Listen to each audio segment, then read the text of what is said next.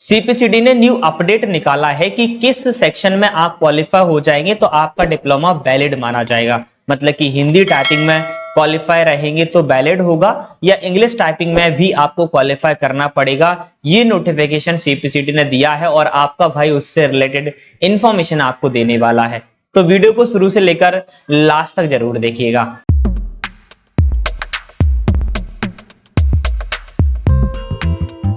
तो यहाँ बात सिंपल सी है कि ये अपडेट आया हुआ है।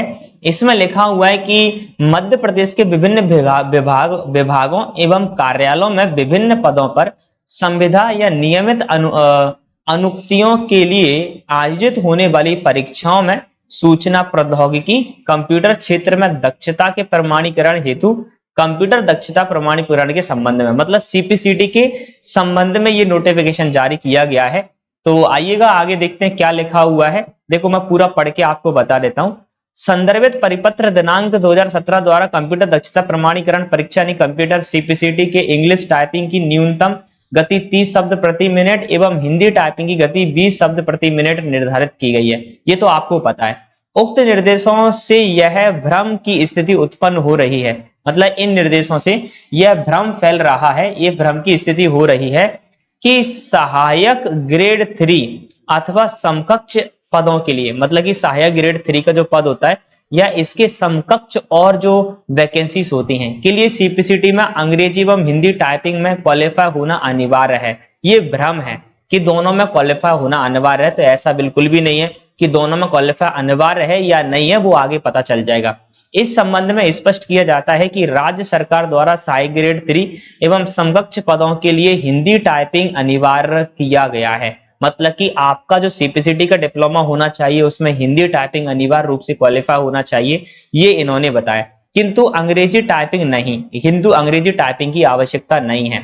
इसलिए सहायक ग्रेड 3 जो हमारा सहायक ग्रेड 3 का फॉर्म था, सहायक ग्रेड 3 अथवा समकक्ष पदों, है ना, अथवा समकक्ष पदों के लिए सीपीसीटी परीक्षा में हिंदी टाइपिंग उत्तीर्ण होना अनिवार्य है, अंग्रेजी नहीं। इसलिए यदि सीपीसीटी परीक्षा में कोई अभ्यर्थी अंग्रेजी टाइपिंग में नॉट क्वालिफाई रहता है तो वह राज्य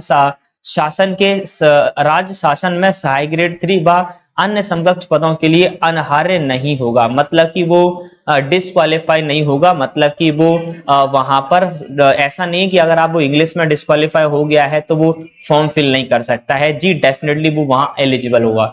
जो अभ्यर्थी अंग्रेजी टाइपिंग में क्वालिफाई है तो उसे अतिरिक्त योग्यता में माना जा सकता है। यदि आपने अंग्रेजी टाइपिंग भी क्वालिफाई करा है तो आप अतिरिक्त योग्यता में माने जा सकते हैं कि भाई आपको और बेहतर प्रायोरिटी दी जा सकती है। लेकिन इसका मतलब ये नहीं है कि हिंदी अकेले का सिलेक्शन नहीं हुआ। किंतु यदि किसी पद के लिए अंग्रेजी टाइपिंग आवश्यक है तो उसके लिए अंग्रेजी कंप्यूटर टाइपिंग की अनिवार्यता रहेगी। मतलब कि ऐसा कोई पद है जितने विभाग ने स्पेशली आपको लिख के दिया है कि हमें तो वो बंदा चाहिए। सपोज कोई ऐसी वैकेंसी आई है ग्रेड 3 के अंदर या इसी समकक्ष वैकेंसी कोई आई है इसी प्रकार की जिसमें विभाग ने लिख दिया है कि मुझे हिंदी क्वालिफाई भी चाहिए और मुझे इंग्लिश क्वालिफाई भी चाहिए, दोनों क्वालिफाई चाहिए, तो वहां पर फिर हिंदी अकेला क्वालिफाई बंदा पीछे रह जाएगा और हिंदी इंग्लिश दोनों ने क्वालिफाई करी होगी, वहां बंदा आगे निकल जाएगा। तो इसे से हमें यह सीखने को मिलता है दोस्तों, अगर आपकी हिंदी की इंग्लिश की टाइपिंग नहीं निकली है तो आपको टेंशन वाली बात नहीं है, आप एलिजिबल रहेंगे।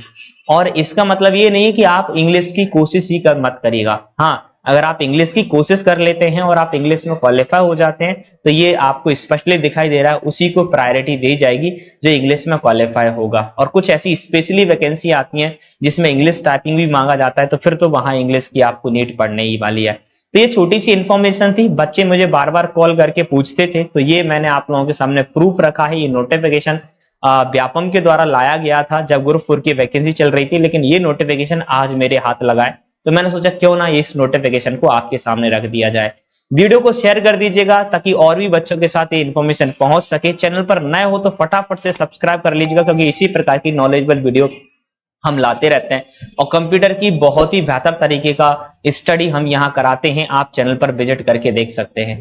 जी का जी, मुस्कुराते रहिएगा, पढ़ते रहिएगा ताकि आपके माता पिता की जो फिक्र है वो फक्र में कन्वर्ट हो जाए। मिलता आपका भाई इसी प्रकार की नॉलेजेबल वीडियो में, तब तक के लिए जय हिंद।